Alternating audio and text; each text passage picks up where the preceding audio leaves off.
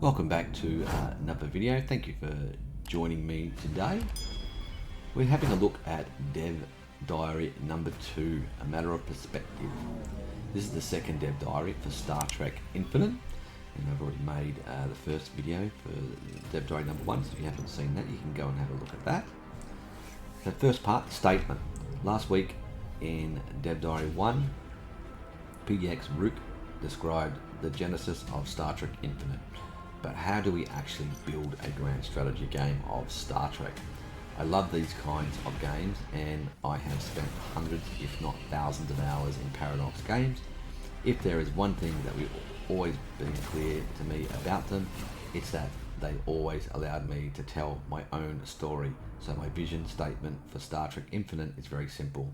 This game allows a player to live their own Star Trek story in the iconic timeline.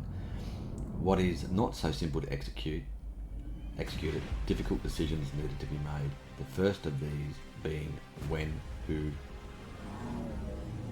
there's a few others there. So I really like that. I like how he mentioned grand strategy game again as part of this. So that really seems to go down the grand strategy aspect of that. And I like how they're not limiting it to a really scripted storyline that you follow like some space games, the unfolding story of the galaxy, and all unfolds in one sort of way. This sounds very much, you can tell your own story. So you can play your empire in the way that what you want and take it in the direction that you want and make different choices. And that sounds more along the Stellaris theme of things, which would be very smart of them to continue that sort of way the game, because Stellaris has been very successful, very popular over the years for a space strategy game, or a space grand strategy game, I should say. So they'd be wise to keep that and keep that flexibility, and not lock players into there's just a strict style of gameplay, like play the campaign and you play it out, and then that's pretty much it. Once you know the storyline, you don't have any replayability. So this sounds like there'll be a lot of replayability, which is really, really good. I like that. So moving on to the next part, when. Of these three questions, the real difficulty was to answer when. In reality, we consider all options, but the final choice was between two: the Archer era or the Picard era. Archer had many reasons to be the winner, but our statement was clear. We wanted the player to live their own Star Trek story. We felt that if we focused on this era, the player was only going to be able to live their story as the Federation. And Star Trek is so much more than the Federation. The Next Generation era brings a lot of other challenges, but the political map it presented was the perfect canvas for the player to experience different civilization, points of view, and develop their own story. The choice was clear.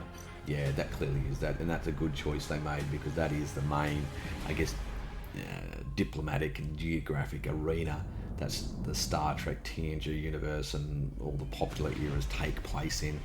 And if they did do an earlier era like Archer and the formation of the Federation and things like that, yeah, that would just be, would be too limiting of a player. And although you can build the Klingons and the Romulans and Cardassians up from earlier, their storylines are rather limited. It's more the Federation and Klingons, and then a little bit of the Romulans, and with the Romulan Earth War if you go even before the Archer, sort of towards the end of the Archer era.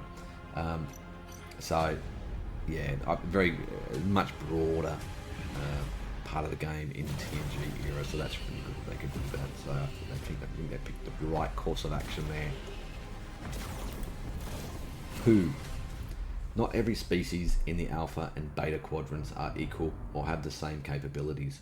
When it comes to choosing the other paths that the player can develop, in addition to the Federation, we looked for other powers that have similar importance and means for fun competition. At this time, 3 new players joined the mix: the Klingon Empire, the Romulan Star Empire, and the Cardassian Union.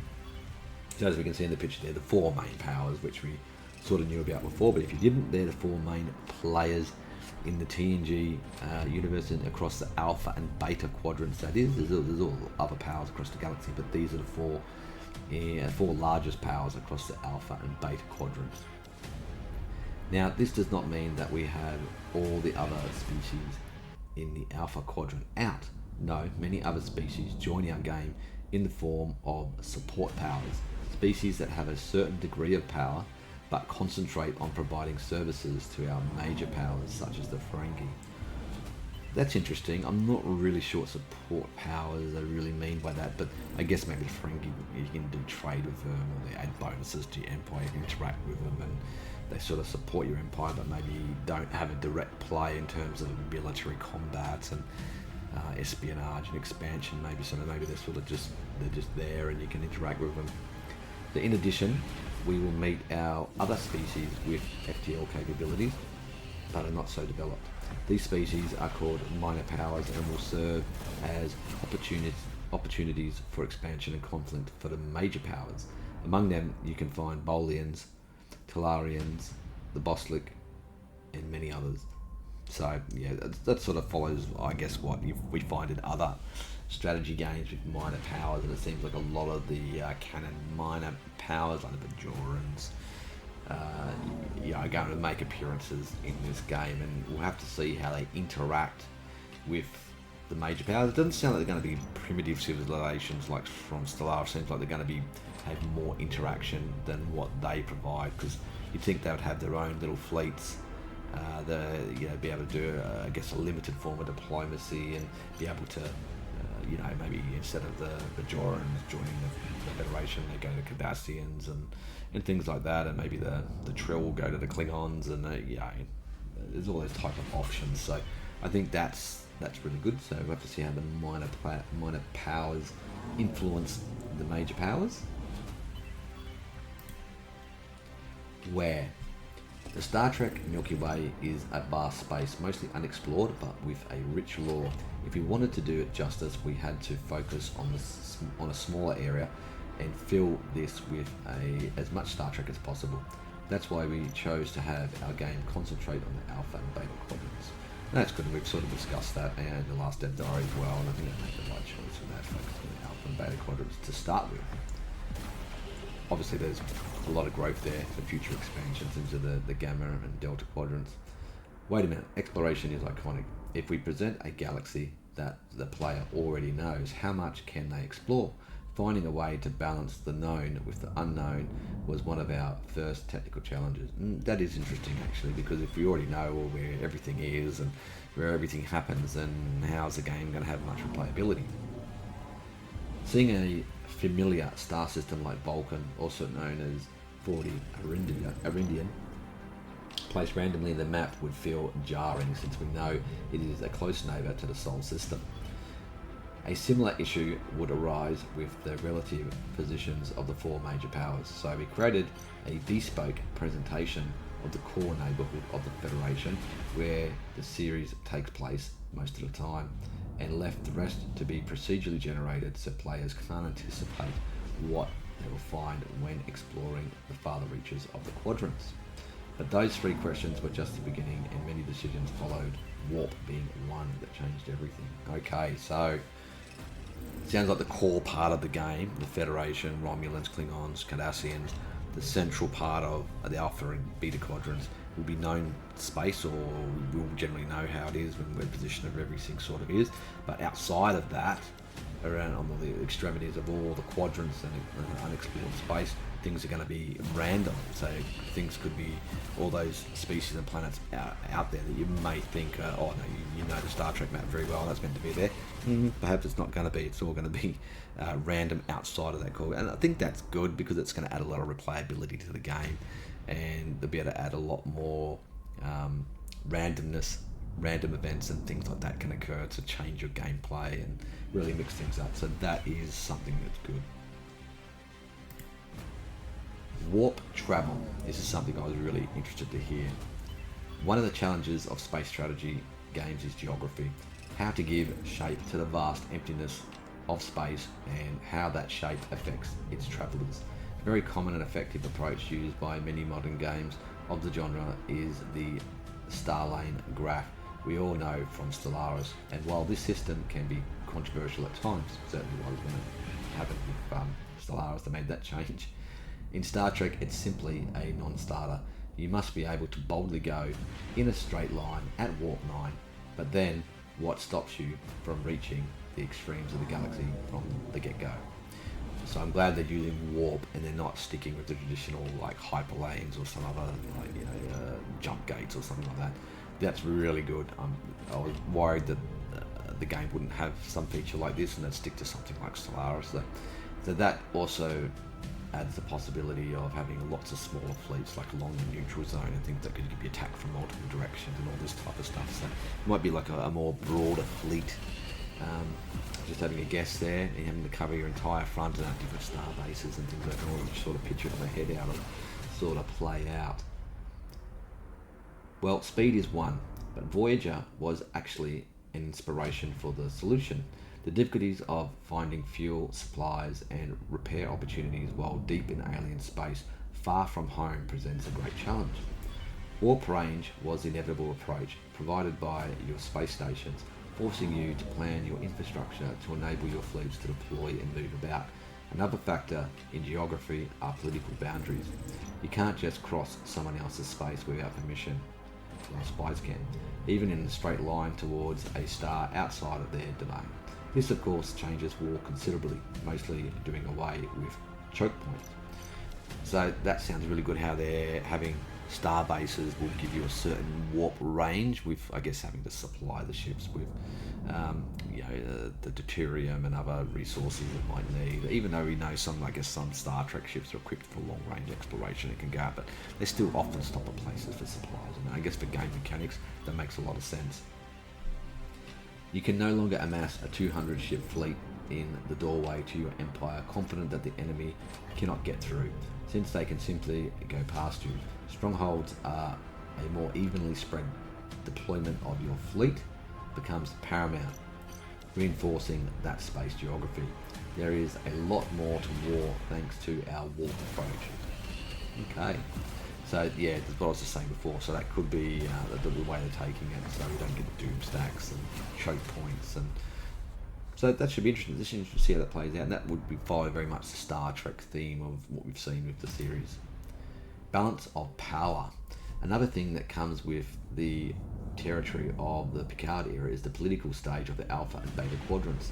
Unlike many strategy games in the Star Trek universe constant, all-out war is something even sworn enemies strive to avoid. There are reasons to seek peace, to quell the tensions between the powers, and in part this tension is kept by a constant balance, with no single major power ever gaining a definitive advantage over the others. Okay, so that's interesting. Let's see how this plays out. To reflect this in the Star Trek Infinite, we added two systems that interact with each other to push the galaxy into this back and forth in a way that seems organic and justified. The first is the balance of power, where you can clearly see the relative power of all four major players and make decisions of who to befriend and who to ostracize, because the AI surely will. Okay, so it's just good balancing off each other, just like normal politics. If one side's getting too powerful, there's a system where you can befriend others and sort of try and balance them out. So that seems pretty good. So that's an actual mechanic to the game. That's interesting. The AI, the minor powers or the AI powers, are probably try to gang up against you if you're getting too strong. The other system is galactic tension, because war does not affect only those involved in it. War pushes all factions into uncertainty and instability, which in turn puts them under threat too. The longer the duration of the war, the more extreme measures will be considered, and the less you can trust that the crosshairs won't fall on you next. Any action of aggression and violence increases this tension, and any move for collaboration and conciliation reduces it. If you let it go too far, society itself may crumble. But if an all-out war is something we want to avoid, how can we expand without going to war? And we'll go on to the next part. So that sounds interesting, sort of tension mechanic. So it sounds very much like other Paradox games, where if you go on the warpath and conquer, there's going to be severe repercussions. The other powers are going to combine and gang up on you and counter you, and probably other minor powers and support powers are going to join in and help them, and so form coalitions maybe, or something along those lines. So it's good they've got mechanics there in place to try and balance out the major powers, and you're going to have to really work hard to, I guess, get an advantage.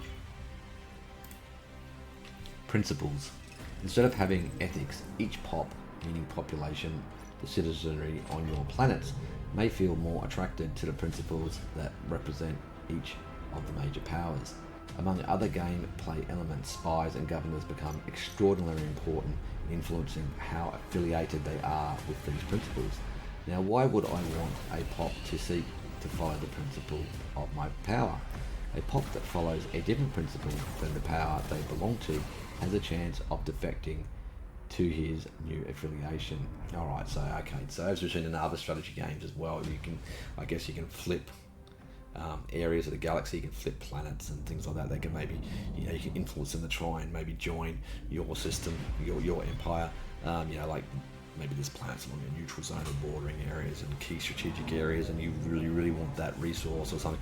You can try and flip that planet through, diplomacy and espionage and other things. Maybe there's ways to build up influence along the border.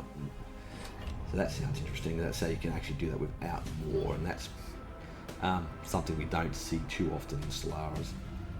I wanted to be brief, and much like sitting down to watch just one episode of TNG, time flew by and we ended up going through a lot. I would like to tell you much more, but I think that's quite a lot for this week. I hope we can do it soon. So that's pretty good. That's pretty good dev diary. I answered quite a lot of questions actually about how you can expand warp travel, about where the game really takes place with around the Alpha and Beta quadrants, around the major powers, Federation, Klingons, Romulans, Cardassians, and the minor powers and support powers. They're not going to have sort of full-on empires and things like that we saw before. So that's all really good. That's a really good dev diary, and that sort of rounded out the game a lot for me. And I'm interested. I really like how they've got those mechanics, the principles, balance of power, tensions, warp drive. That's really good, and I like how they have the limitation of range and warp drive with the size of the starbase and infrastructure and support network. Maybe it's supplies of fuel or something, I'm not sure, but that sounds pretty good. I like how the way they have done that. So if you guys have got questions or any comments on the video of Dev Diary, please send them through. We can talk about it. You can join my Discord channel if you want to, and we'll look forward to seeing the next Dev Diary and see what they're going to reveal over the next 3-4 weeks and when the game launches. So thanks for joining me, thanks for watching this video, and I'll see you guys next time. Bye for now.